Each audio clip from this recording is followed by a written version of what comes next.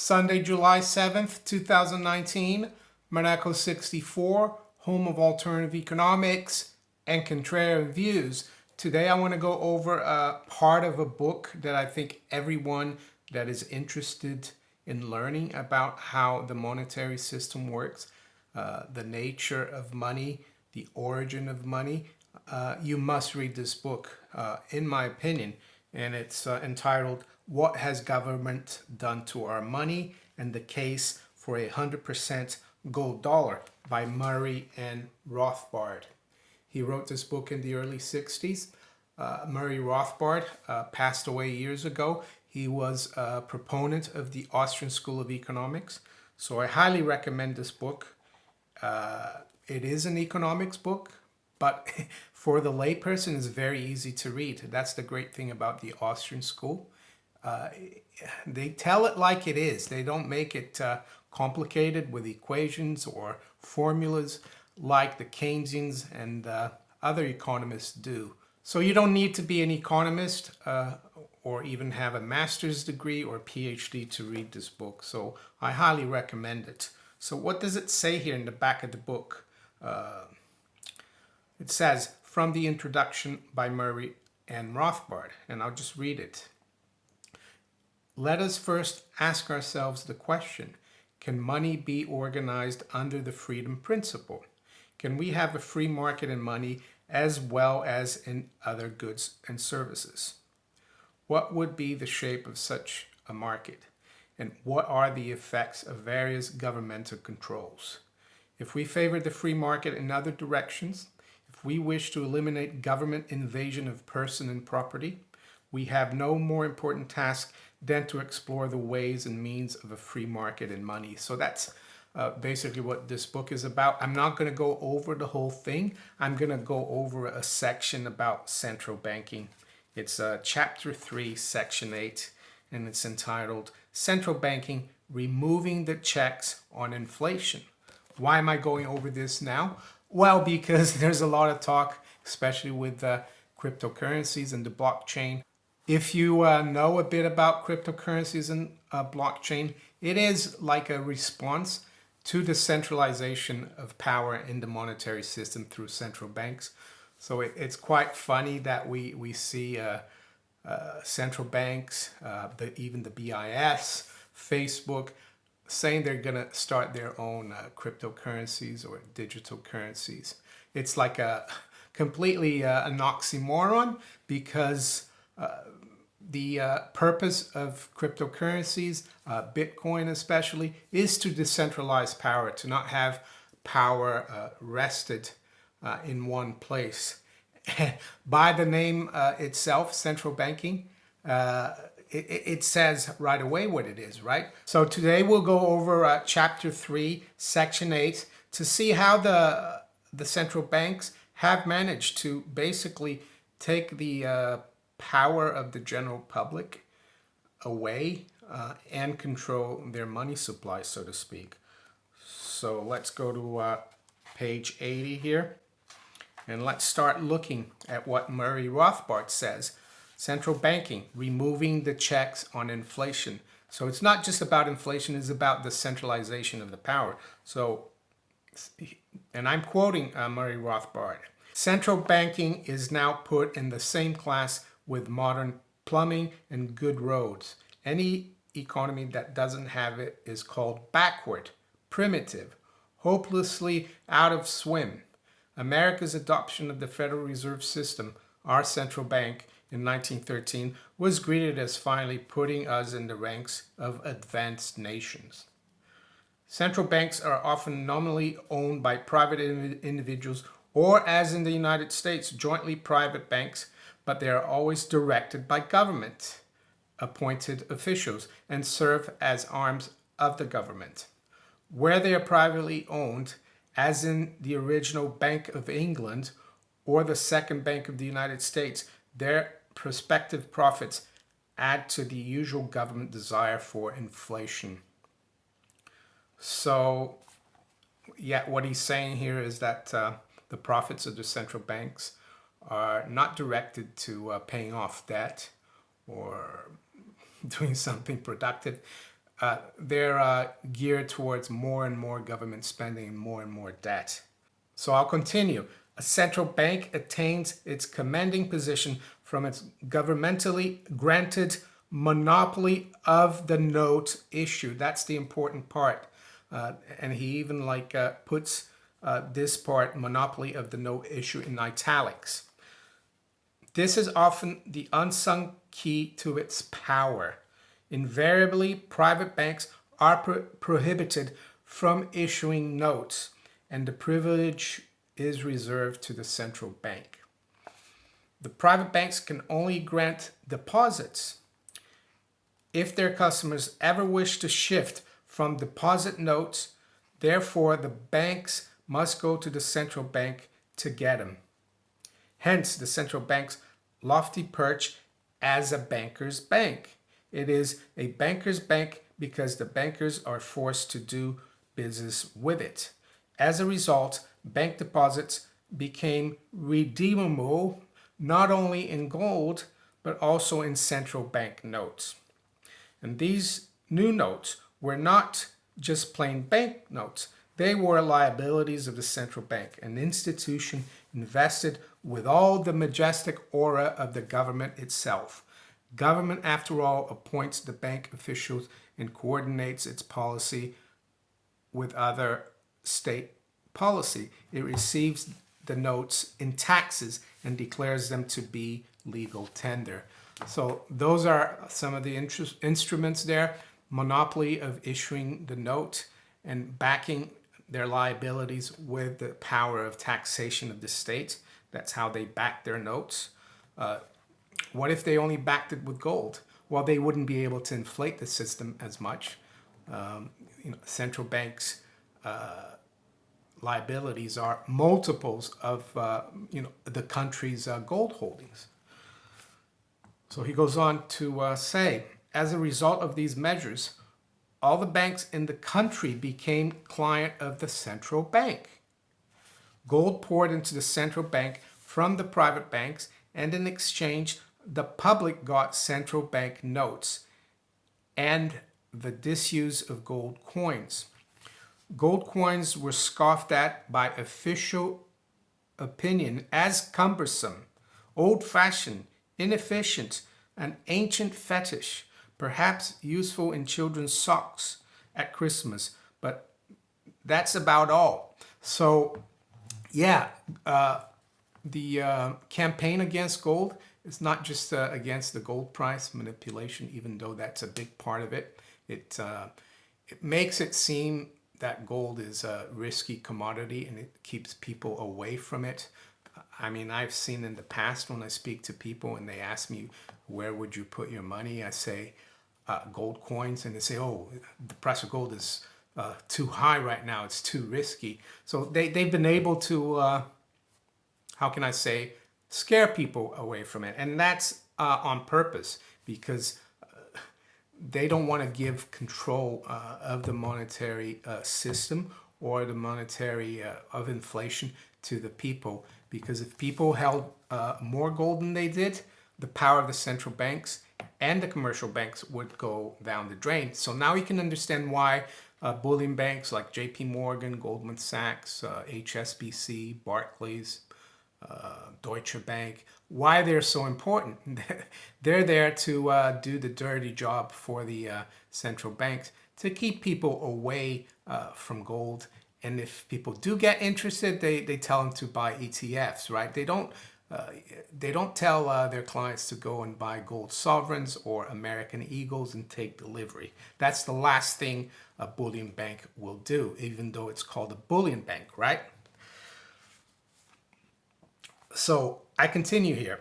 How much safer, more convenient, more efficient is the gold when resting as bullion in the mighty vaults of the central bank? I'm not too sure about that. Bathed by this propaganda and influenced by the convenience and governmental backing of the notes, the public more and more stopped using gold coins in its daily life. Inexorably, the gold flowed into the central bank, where more centralized, there you go, centralized, it permitted a far greater degree of inflation of money substitutes. So basically, money substitutes, he means anything that isn't gold. As JP Morgan said, gold is money, everything else is credit or a substitute. And you might be asking elsewhere, if you're not in the States listening to this video, what's that got to do with the UK or Australia or anywhere else in the world? Well, it has everything to do with it, even though this book is about the United States. The present system we have, even though the Federal Reserve is younger than the Bank of England, is run basically from the Federal Reserve. They've got the power. They're the major central bank. And the dollar or the Federal Reserve note is the almighty reserve currency at the moment. And he goes on to say, in the United States, the Federal Reserve Act compels the banks to keep the minimum ratio of reserves to deposits. And since 1917, that's an important date as well. Why since 1917? Well, because the U.S. Went into World War I in that year, and they used the excuse of a major war for that, as they always do. These reserves could only consist of deposits at the Federal Reserve Bank. Gold could no longer be part of a bank's legal reserves. It had to be deposited in the Federal Reserve Bank. So there you go. So it's no point banks keeping gold as reserves. It goes on to say, the entire process took the public off the gold habit and placed the people's gold in the none too tender care of the state, where it could be confiscated almost painlessly. International traders still used gold bullion in the large-scale transactions, but they were an insignificant proportion of the voting population. The other thing I would say about what's going on about the cashless society, the fact that a lot of people are using debit cards or bank cards or credit cards, whatever you want to call it, is that's going to eliminate even the notes. That's going to take the inflation one step further. Just like taking people away from gold coins and silver coins has increased inflation.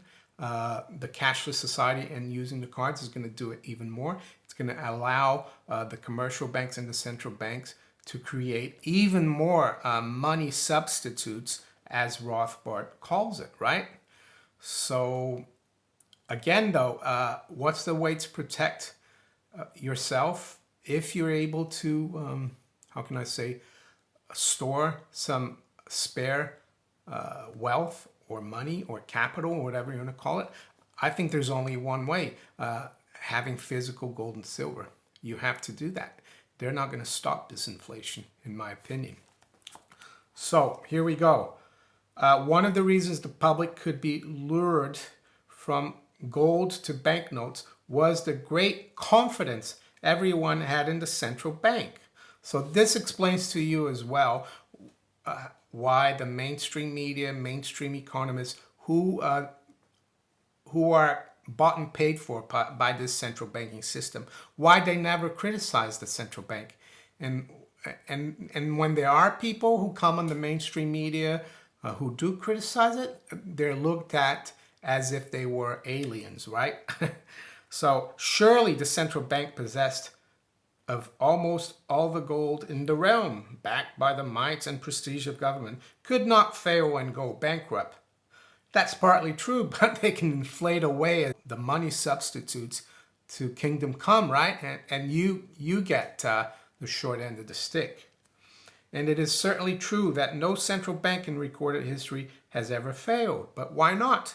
Because of the sometimes unwritten but very clear rule that it could not be permitted to fail. If governments sometimes allowed private banks to suspend payment, how much more readily would it permit the central bank, its own organ, to suspend when in trouble? The precedent was set in central banking history when England permitted the Bank of England to suspend in the late 18th century and allowed this suspension for over 20 years. That was during the Napoleonic Wars, right? He goes on to say, the central bank thus became armed with the almost unlimited confidence of the public. By this time, the public could not see that the central bank was being allowed to counterfeit at will and yet remain immune from any liability if its bona fides should be questioned. It came to see the central bank as simply a great national bank, performing a public service and protected from failure by being a virtual arm of the government. So what do I think of President Trump's recent criticism of the Fed? I think he even criticized them yesterday. Well, kind of mixed.